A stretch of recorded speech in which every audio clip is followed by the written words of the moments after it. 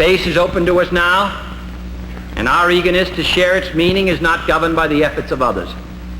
We go into space because whatever mankind must undertake, free men must fully share. I believe that this nation should commit itself to achieving the goal before this decade is out of landing a man on the moon and returning him safely to the earth.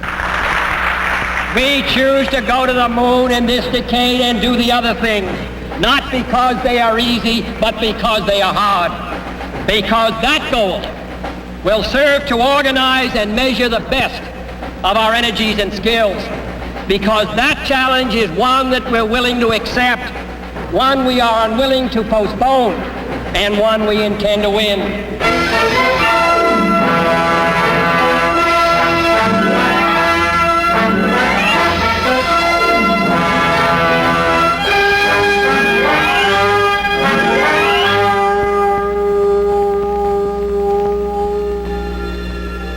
Before 1970, Americans will land an odd-looking spacecraft on the surface of the moon, step out, and walk across the lunar landscape. The government agency meeting the challenge of the manned lunar landing program, as well as other space explorations, is the National Aeronautics and Space Administration. One of NASA's major installations devoted to achieving the goals of the nation's space programs is the John F. Kennedy Space Center, launch site for the Apollo Saturn V. From here, under direction of a government industry launch team, astronauts will begin their journey to the moon. For the first time, the free world had undertaken development of an operational spaceport. Its design and construction was one of the nation's greatest engineering challenges. The immensity of the project required the joint efforts of the National Aeronautics and Space Administration and the Department of Defense, as well as the technical skills of American industry. An operational spaceport, rather than a research and development facility, was conceived by Dr. Kurt Debus and his staff of NASA engineers. Plans for the mobile concept of launching huge space vehicles had been developed throughout years of experience in NASA's launch operations. The mobile concept differed greatly from the methods used to launch earlier space vehicles. At Cape Kennedy, assembly and checkout of the Saturn I rockets on the launch pad occupied the facility for extensive periods of time. It also exposed the launch vehicle to the damaging effects of the sun, corrosive salt air, wind, and rain. Large service structures which provided platforms for checkout operations were moved to and from the pedestal on rails. When the rocket was ready for flight, the countdown was conducted from a blockhouse near the pad. Range launch clearance. Clear to launch. Range ready, switch on. Switch on.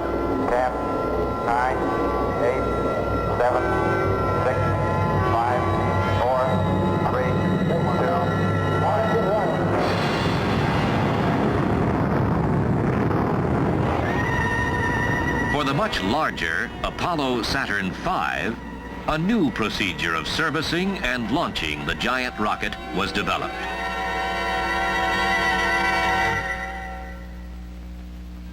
This new mobile concept calls for assembly of the moon rocket in the controlled environment of a building. Then, with the rocket mounted on a mobile launcher, a huge tracked vehicle transfers it to a distant pad ready for launch. A service structure is moved to the pad and placed next to the rocket for final servicing. In the Launch Control Center, instruments monitor all components of the huge vehicle throughout assembly and launch preparations. Prior to launch, the service structure is removed and liftoff occurs, vacating the pad for the next rocket.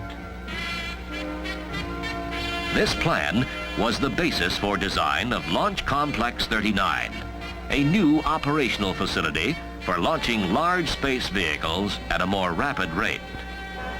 Approximately 1,500 engineers worked on design of the required buildings and launch equipment.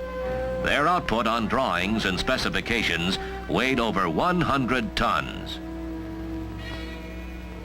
In 1960, a study group considered 8 locations for the manned lunar landing launch site, including Hawaii, Christmas Island, locations in Texas and Georgia, and the Cape area in Florida.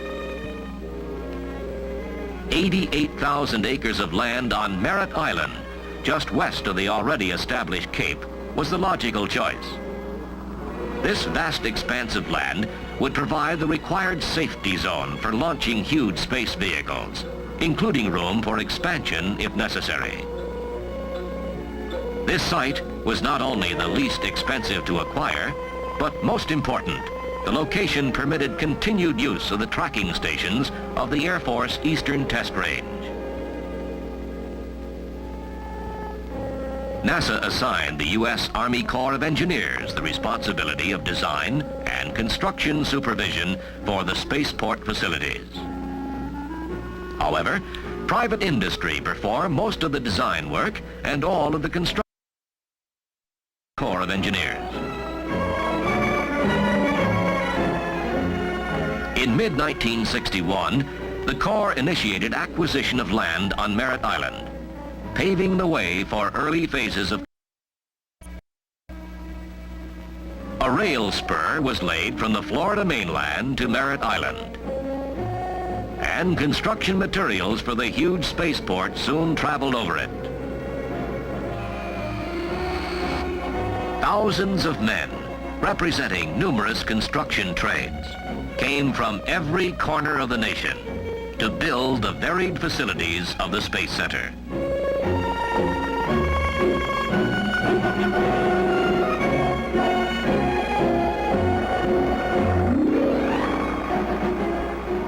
Huge bulldozers and earth movers rolled across the coastal wilderness, clearing everything in their paths.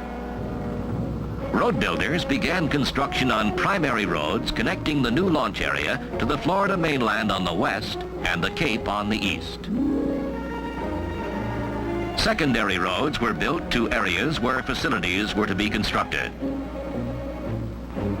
2 causeways were dredged up, one crossing the Indian River, connecting the spaceport with Highway US 1 on the mainland. The other causeway, across the Banana River, provided access between the Cape and the Space Center. The lifelines of a community carrying electricity and telephone communication soon threaded the landscape. Pump stations were built and pipelines were laid for water supply. Utility poles were raised and a network of lines formed a trail from power plants on the mainland. Then, the vital link of telephone communications was installed. Good afternoon, John F. Kennedy Space Center.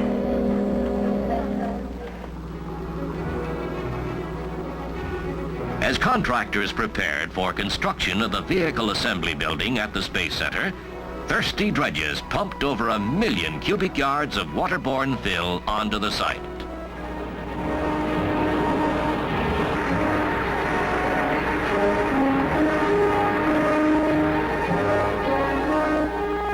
A 9-mile access channel up the Banana River to the VAB site was the source of the fill material. This channel is used to transport the first stage of the Saturn V to an unloading ramp at the VAB.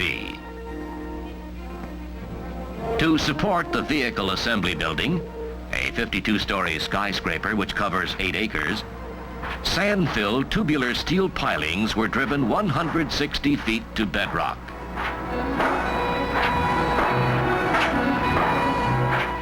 Total length of the pilings, if placed end to end, would stretch 126 miles. The pilings were then capped with concrete, not only to support the building, but also to serve as an anchor, a safeguard against tropical hurricanes. A tight construction schedule, thousands of tons of structural and reinforcing steel fabricated in plants throughout the country, and 500 iron workers required the use of computers to make sure that the right steel members, necessary equipment, and supplies would be on the job at the right time. Computer-coated columns and beams were spread across the sandy terrain like toothpicks, awaiting use as the steel framework began to rise.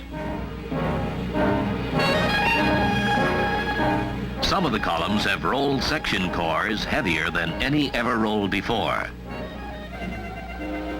As the steel was raised by derricks atop its framework and by cranes reaching 250 feet into the Florida sky, bolting crews, almost indiscernible amidst the steel web, used the biggest impact wrenches available to connect the steel with more than 1 million high-strength bolts.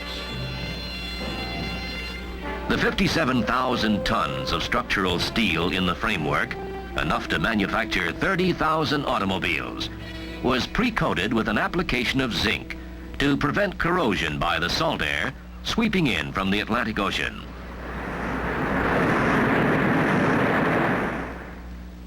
In April 1965, the vehicle assembly building was topped out by placing a 4-ton steel beam at the 525-foot level. The beam was autographed prior to ceremony by government and contractor personnel at the Space Center.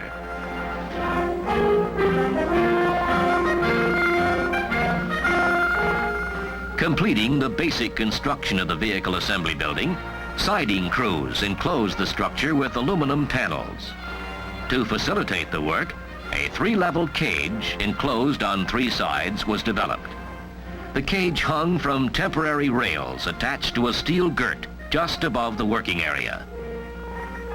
The metal panels were rolled into position on inner rails and then bolted to the side of the building.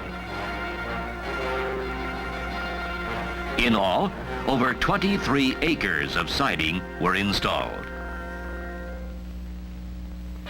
Inside the building, where the Apollo Saturn V is assembled and prepared for flight, work was completed first on the low bay area. In this section of the building, engineers designed cell-like work platforms 34 feet in diameter on each side of a transfer aisle.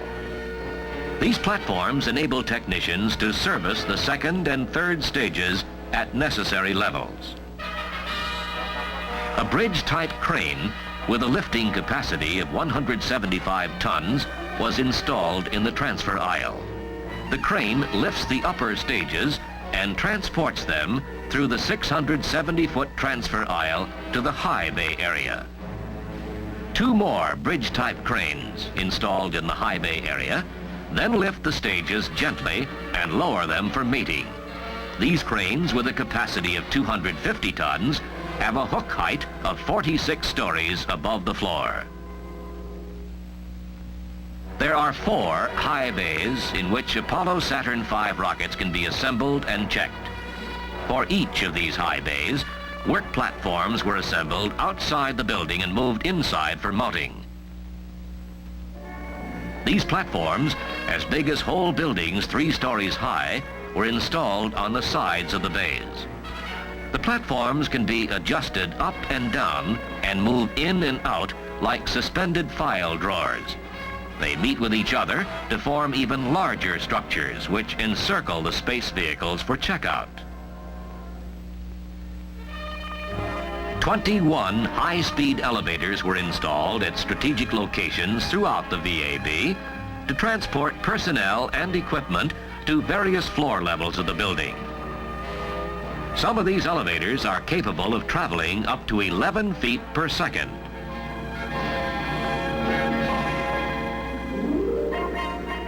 Because of the height of the Apollo Saturn V, the vehicle assembly building has 4 of the largest doors in the world. Each door is built in the shape of an inverted T, reaching 450 feet high. These door openings are large enough for such structures as the United Nations building and Chicago's Wrigley Tower to pass through. At the time of its construction, this building, in terms of cubic volume, was the largest in the world. The nerve center for space activities at Launch Complex 39 is the Launch Control Center. This 4-story reinforced concrete structure was built adjacent to the VAB for the purpose of controlling pre-launch and launch operations of the Apollo Saturn V. The most important areas of this facility are 4 firing rooms, which correspond to the 4 high bays in the VAB. Each of these rooms is 2 stories high, and each is designed to house 470 monitors and consoles for assembly, checkout, and launch activities. To give launch crews a picture window view of the launch pads, 3 quarter-inch thick laminated glass windows were installed on the east side. These windows, made of tinted glass, allow only 28% of the light to penetrate, thus filtering out unwanted rays which cause glare and heat. The windows are protected by vertical power-operated louvers, which can be opened or closed as desired. The Launch Control Center received the 1965 Architectural Award for the Industrial Design of the Year. When the Apollo Saturn V is ready for flight, the vehicle is mounted on a mobile launch platform. NASA engineers supervised design and construction of 3 of these mobile launchers at a site near the VAB. The base of the launcher, 2 stories tall and half the size of a football field, is built of steel plate girders. Inside, areas were provided for various equipment required for vehicle checkout and launch. Steel plating up to 1 inch thick was used for the launch deck, from which the rocket will lift off. A large opening was placed in the deck to allow the rocket's flames to pass through and away from the launcher. A steel tower was built at one end of the launcher platform to carry fuel, electricity, pneumatic, and communications cables to various stages of the vehicle. The 45-story launch tower and its Apollo Saturn V cargo are moved from the VAB to the launch pads by a transporter designed by Space Center engineers. 2 of these large land vehicles were built at a special parking area near the mobile launchers. At each corner of the vehicle were assembled double tracks 10 feet high and 40 feet long. On these tracks, the transporter creeps along at 1 mile per hour. A diesel-electric system mounted under the decking develops 5,600 horsepower. 2 diesel engines supply energy to electric motors at each corner, which in turn deliver motive power to the huge tracks. These 5.5 million pound transporters, equal in size to a baseball diamond, are capable of slipping under a mobile launcher, lifting the platform with hydraulic jacks, and moving the launcher to and from the VAB.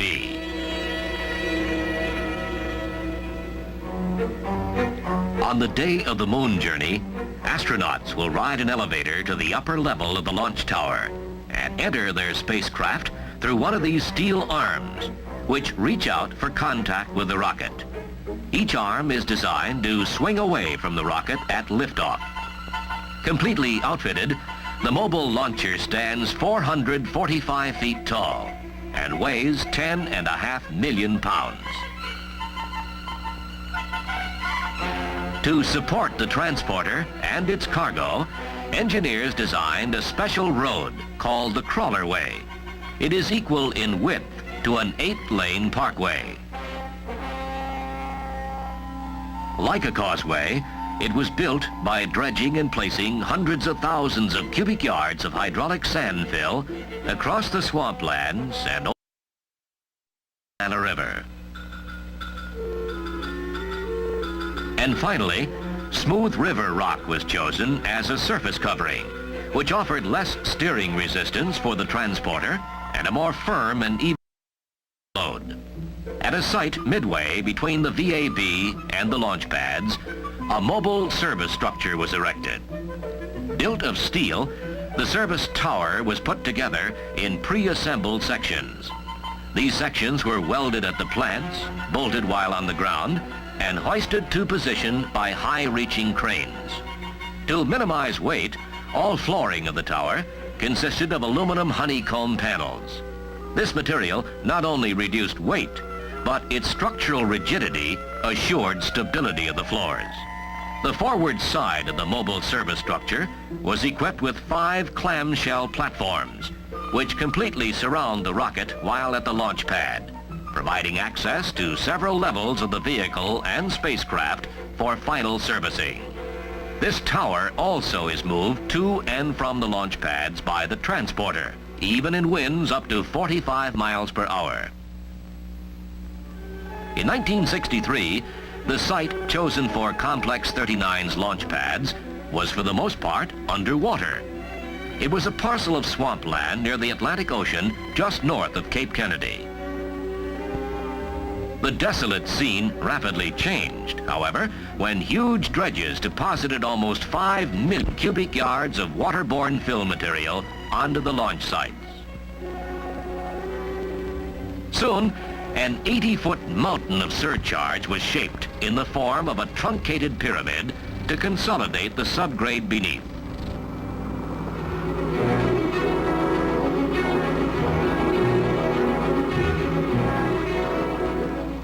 The surcharge was then removed to its permanent level, and the launch pads took shape. Lattice works of reinforcement steel soon rose above the silvery sand.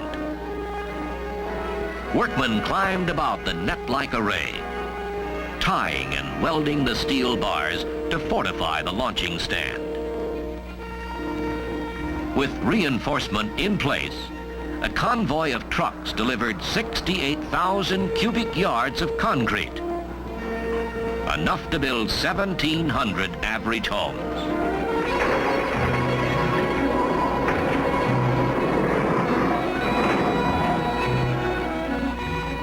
A flame trench, surfaced with heat-resisting bricks, was built through the pad center. By way of this trench, the 2,000-degree flames from the rocket are directed away from the hard stand.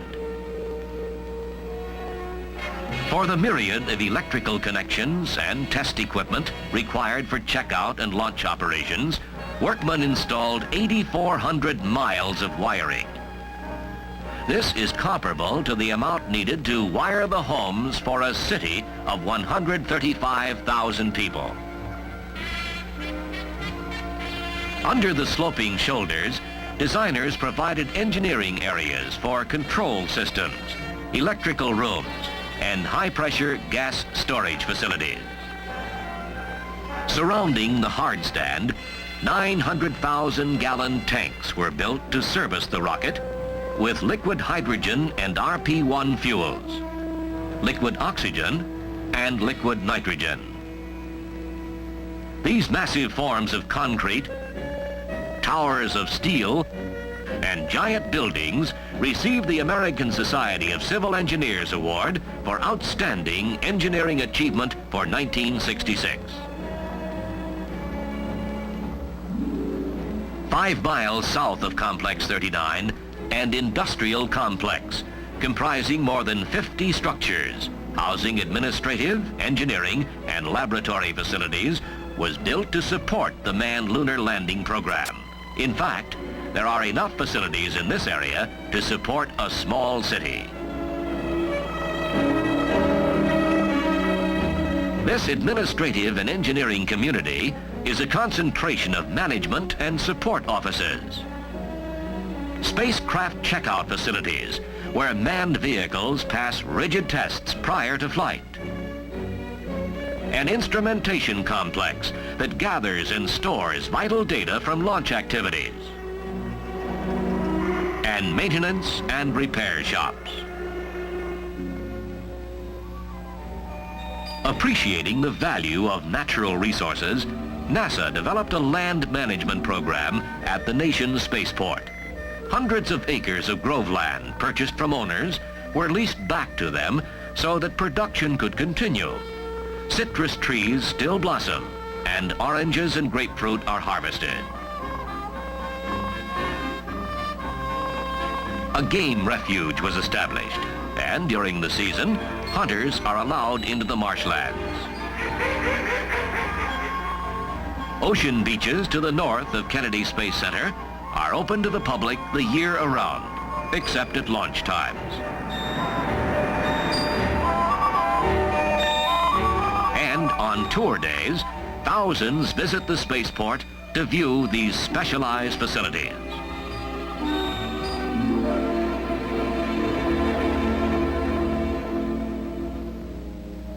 Few people in this nation, and indeed the world, have not wondered at the prospect of those 3 Americans who will one day journey from this Earth on what will be our first trip to the moon. As the eventful day of the moon journey approaches, other rockets such as the Saturn 1B are testing the lunar spacecraft. And astronauts train for the distant voyage by flying long-duration orbits of the Earth. Man has taken a giant step toward the stars with the construction of the spaceport. His new equipment, tools, and buildings, standing as monuments of the space age, have brought him ever closer to the realm of the universe. He stands today on the threshold of a rendezvous with destiny.